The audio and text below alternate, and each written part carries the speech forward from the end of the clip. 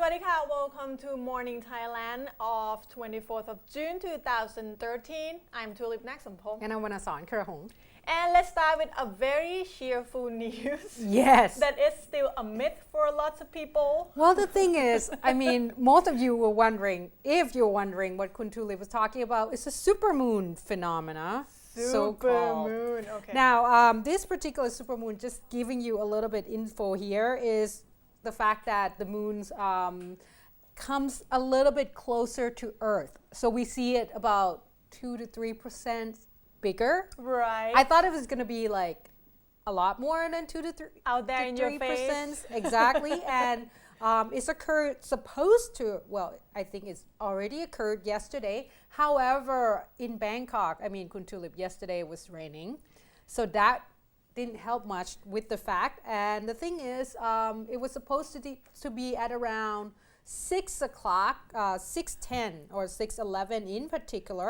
But unfortunately, due to the fact that there was such a hazy day and the sky was kind of closed by that time, and it was raining almost all day. So people didn't really get to see it. I mean, I don't know if you went outside Kun Tulip to actually try to spot it. I did. I saw nothing. The thing is, normally the moon Yes, is what is not the thing? that big when you try to look at it. When you look at it in Bangkok. Anyway, that's in my true. personal opinion. And yesterday it was rainy since in the afternoon, so I didn't expect to really see anything. I didn't really pay attention, but yeah, people ask me whether I, try to see it. I see lots of complaint on Facebook though, that they were kind of wait to see what's going on. You can't even see normal sun. How we would be able to see supermoon at before twilight time? So it's still a myth for lots of people.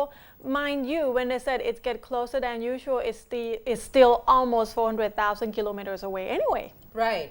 Well, they say it's about like 35,000 or 350,000, But still, I mean, with our eyes, I don't think we're going to see that much, but, too bad. It will be, I think it probably a big excitement for a lot of scientists. And however, it's also create a lot of tides because, like if the moon got closer, the tide seems to be a lot higher as well. So that's create a lot of issues in terms of flood, so on and so forth. So we're going to report that a little bit later.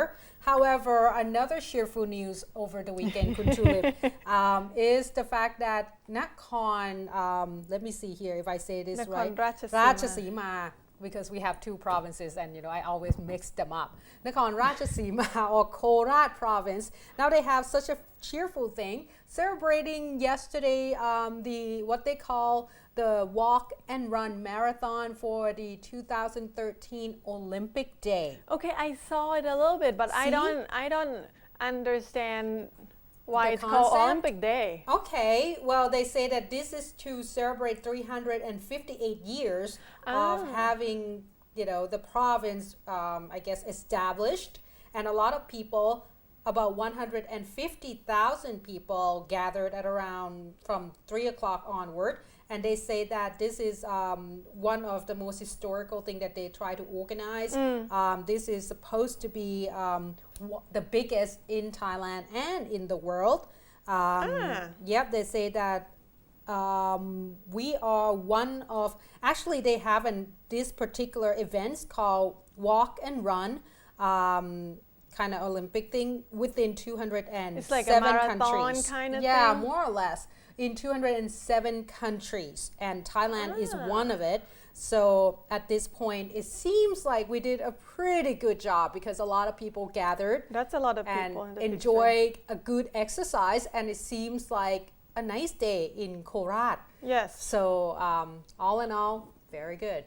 Okay. So there you go. Let's move on to another news. Not so cheerful. No, this is a cheerful news. So we do have I believe, couple places that on World Heritage site. Oh, right. So before we hit the weekend on Friday afternoon, we just got another location on the tentative list of the World Heritage Sites to the 37th session of the World Heritage Site meeting at Cambodia. The location is Wat Phra Mahathat Wara Mahavihar in Nakhonศรีธรรมราช. That is another province that you said you exactly. Ratchasima, and this one is Sri Thamarat in southern part of Thailand. Yes. So UNESCO accept this particular temple on its tentative list, which is mean it's in the cultural category, which is mean that now the management have to come up with the plans how they're gonna maintenance the place, how they're gonna take care of the place as the World Heritage Site. So before they really get on the list itself. So right now just tentative, but it's a good news indeed. The document that they have to prepare about how to the management plans and cultural features and all the details have to be submitted to the WHC by February 2014, and after 2014 will take about 18 months for the committee to really finish the what's it called consideration process, whether it will get on the World Heritage Site, and Thailand hope that Wat Phra Mahathat will finally get listed on the World Heritage Site by the end of 2015, which is, you know, the beginning of ASEAN community officially. So right now Thailand has 4 cultural and natural properties on World Heritage Site of UNESCO, include Kaeng Krachan Forest Complex, Pimai and its cultural route, and also the associated temples of Phnom Rung and Mueang Tam and Phu Phra Bat Historical Park. You know, when we talk about Kaeng Krachan, every time we say Kaeng Krachan right now, it just remind me of that flying gecko. Nice, That's right. Because it's called Kaeng Krachan parachute gecko. I almost forgot about that gecko. You do love that gecko. No, lot, somehow actually. every time I heard the word Kaeng Krachan, it just make me go back to that little the parachute gecko. Yes, that's nice. She likes it somehow. I think it's everyone cute. else in the studio would just kind of go like, ah, when they saw the picture. I don't know if I will have similar feeling when I see the real thing flying, but you know, as I can see animal Kuntulip running lover. around in the zoo. The thing it is, was flying. talking about gecko. Well, normally it's fall off the ceiling when the gecko has a mishap in walking, like the normal house gecko. Okay. The difference between the normal house gecko and this one have kind of, you know, tail to be able to navigate when it's falling down. Okay. So maybe if see you and I don't like this person. It was just and it could navigate Right. its way away from me, but you know, if they like me somehow. And that's not in the news. Yes, Kuntulip knows a lot about gecko, obviously. Now, Kuntulip, finally, I have a very bad news for you. Now, this particular news, and especially top off after what we talk about the World Heritage Site. Now, if you pick up a newspaper, seeing a picture of a nice temple being demolished, that one was actually a temple that dated back to King Rama I. Wow. Period, which is, we're King Rama IX, and this is over how many 100 years already? So it's very, very old temple. However, this is in Ayutthaya province. What happened was that yesterday at about 10 o'clock, the reporter was actually got a tip off from a lot of the villagers around the area saying that you gotta come over to Wat Chipon Temple, which is the temple during King Rama I period, and it has been demolished in a horrific way, as you can see.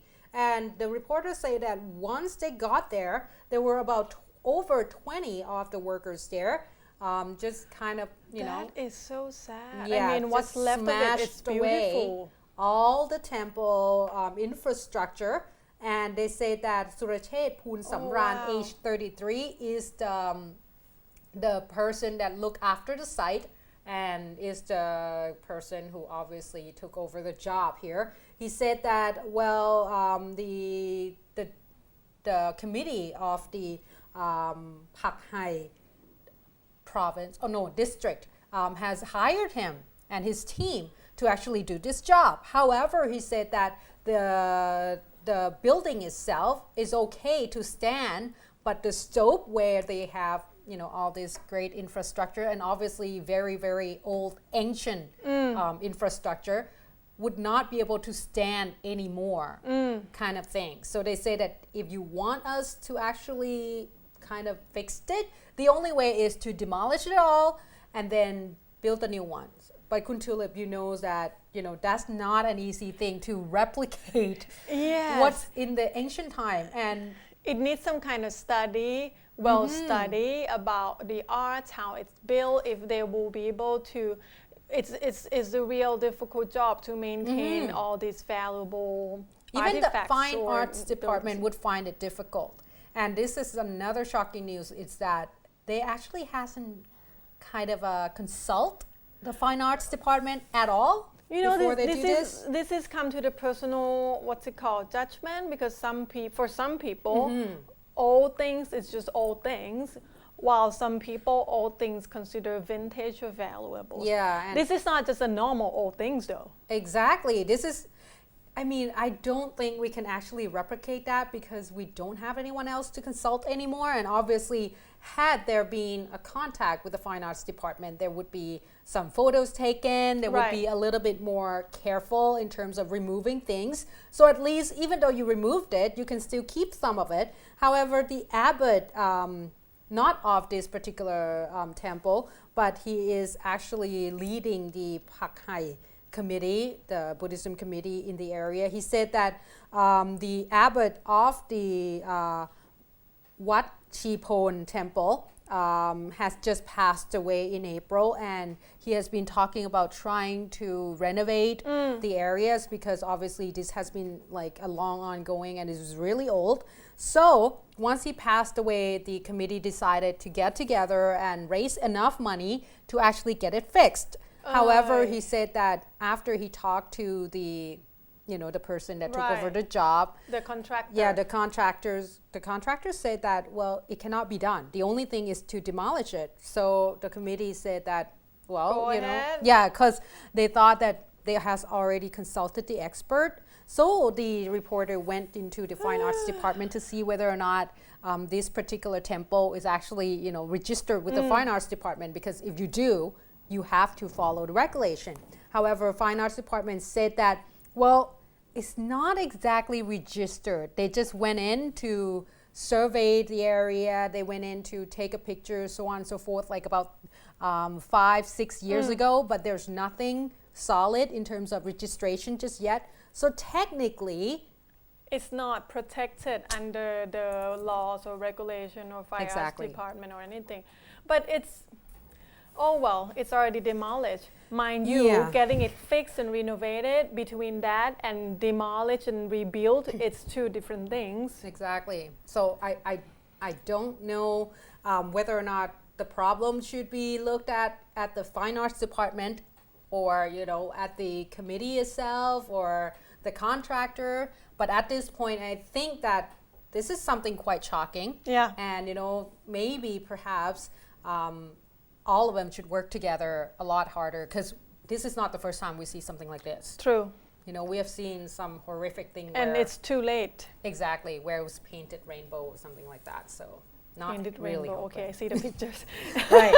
Anyway, before we go to break, I have a little short time to give you an update about the epic news on the famous monk called Luang Scandalous Nen monk.